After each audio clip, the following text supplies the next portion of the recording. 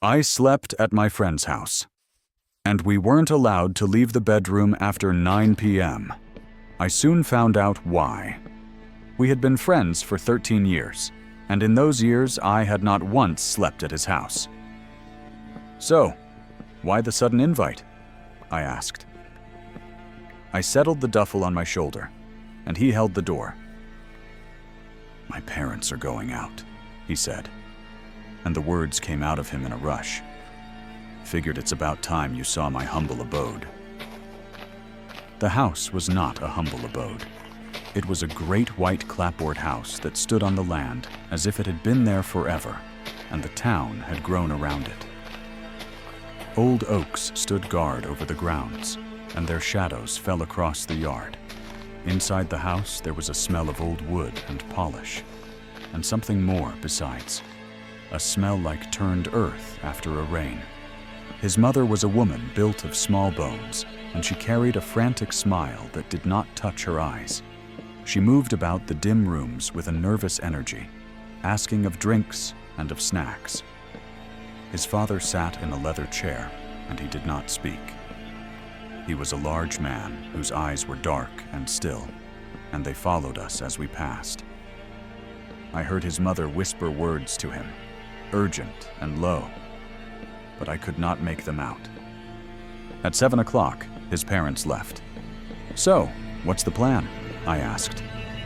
I dropped my bag on the floor of his room. The room was a small island of the ordinary in that house, with its posters and its rumpled bed and the console set before the television. It was the only place that did not feel as if it belonged to the dead. "Pizza, video games, the usual," Leo said. He knelt and woke the machine. He moved with a forced calm, but I saw the cording in his neck. We ate the pizza and played the games, and for a time I did not think of the house or of the silence that lay coiled in its other rooms. For a time it was only the two of us, and the sounds from the screen. Then near to 9, he paused the game. "Hey man," he said. He would not look at me, but worked the controller in his hands. "There's just one weird rule my parents have." "Weird rule?" "Yeah." He raised his head and his eyes were serious as a stone. "After 9 p.m. we have to be in here, in the bedroom. And we can't leave, not for anything. Not for the bathroom, not for a drink, nothing. The door stays closed until sunrise." I stared at his face and looked for the jest that was not there. "You're kidding, right? What if I have to pee?" "Pee now," he said. His voice was flat. He gestured with his chin to an empty bottle on his desk. "And after 9, you use that." The laugh I had in my throat died there. "Dude, that's insane. Why?" He shrugged his shoulders, but the motion was counterfeit. "They're just super weird about security. Old house, you know? They think it's drafty."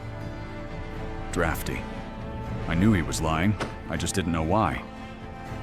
Downstairs, a clock began to chime the hour, and his head snapped toward the door. Bong, bong, bong. He was on his feet before the 9th bell had sounded its note. He crossed the room and closed the door. He slid a heavy bolt of steel into its housing, and the sound it made was final. "There," he said.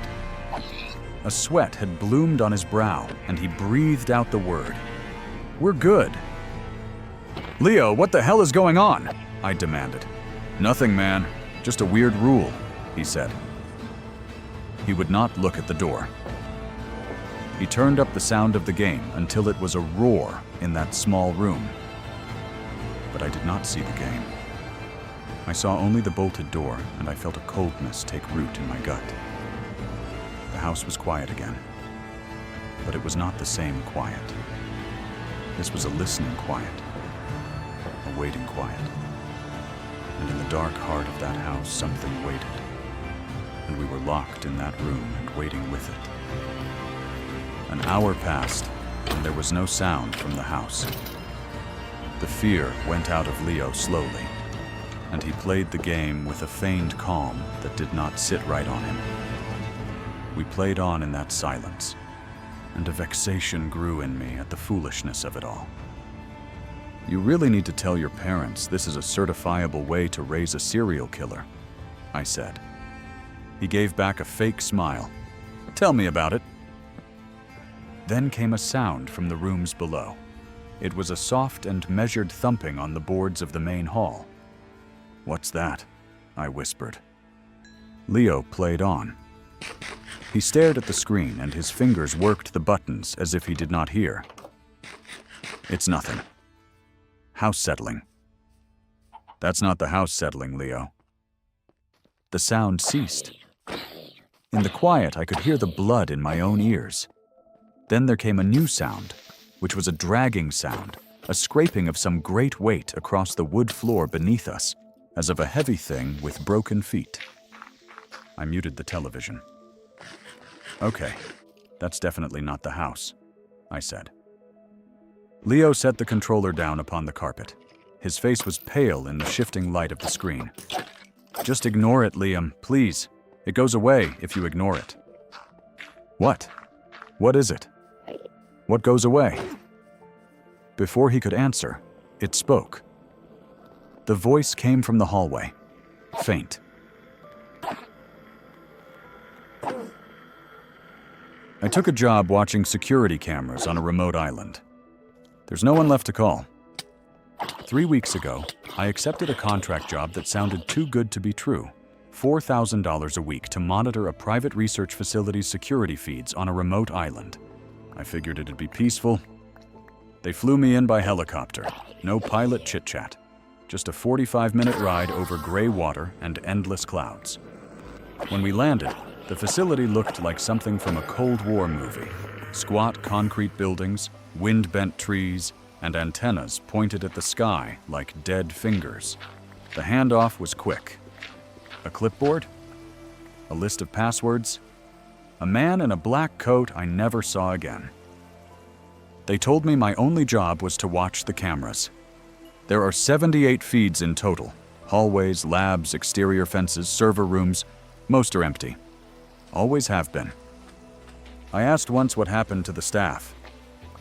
The reply came through the satellite phone in a text-only message. "You are not authorized for that data." By day 5, I started sleeping next to the main console. I stopped checking the calendar on day 8. Then, last night, camera 12 went dark. "It's one of the hallway feeds on sub-level 3. I didn't think much of it. The wiring's old, and some of the cameras flicker in bad weather. But when I went to check the breaker box, there was no sub-level 3 listed. Just 2 floors on the diagram, ground and sub-level 1.